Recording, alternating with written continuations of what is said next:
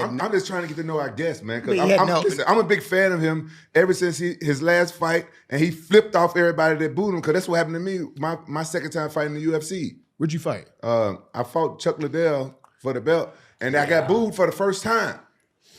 You know what I'm saying? The fans don't know what they do to you because we trying to excite them. You know what I'm saying? You just did your job. You knocking motherfuckers out and getting booed. And I saw what you did. I'm like, I'm a fan of this guy. Since you brought it up, let's go right into Paris. I want to hear about this. Well, I mean, I knew because I've only fought outside the Apex 2 times.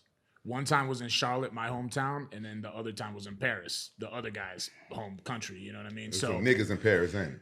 That's a song, Rampage. Hey, there was when we showed up. You know what I'm Rampage, saying? that's a song. That's Jay-Z and Kanye. That's a song.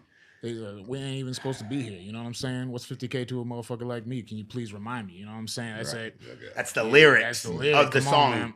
That song was written for that event. You know what I'm saying? They didn't know when they did it at the time, but that song was written just so I could walk out to it in Paris when I'm going to whoop another French dude in front of a French crowd and incite the whole crowd. You know what I'm saying? Like, damn. Paris was.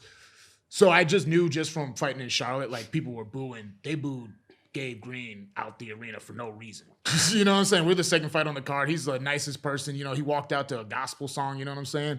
Even as soon as he walked out to a gospel song, I was like, this motherfucker, my mom's going to be low-key rooting for him now. You know what I'm saying? My mom, you know what I'm saying? My mom is a very, very good Christian lady, you know what I'm saying? So I was like, this motherfucker, he's trying to take my people, you know what I'm saying? But they were booing the shit out of him for no reason. And so I knew that the French fans weren't going to be very welcoming, but I did not, it's I know it's different for everybody, but was there a certain point where you stopped getting nervous before you walked out for fights? It's only been 2 times that I wasn't nervous in my fights, and I got the shit beat out of me both times. Really? Yeah. Fucking A. The first time.